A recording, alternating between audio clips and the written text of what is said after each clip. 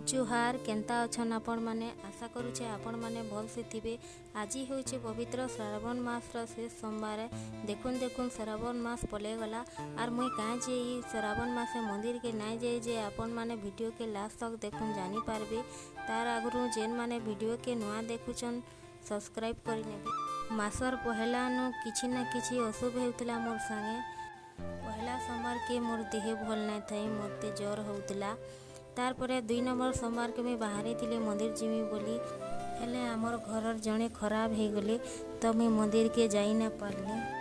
आमर आड़े तो घरर कहीं खराब हो गले 15 दिन तक पूजा पाठ नहीं करन और देवा देवी पूजा मंदिर जीवाटा तो 6 मास के वर्षे नहीं जान।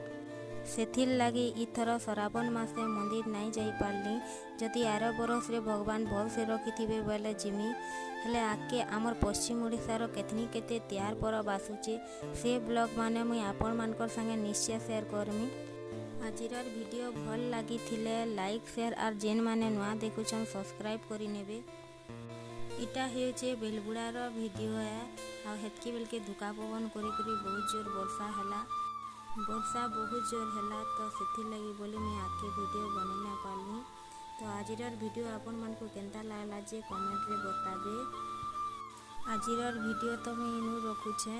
नेक्स्ट देखा हमा फिर गुटे ब्लॉग रे रहुछे। जय मां समलेई।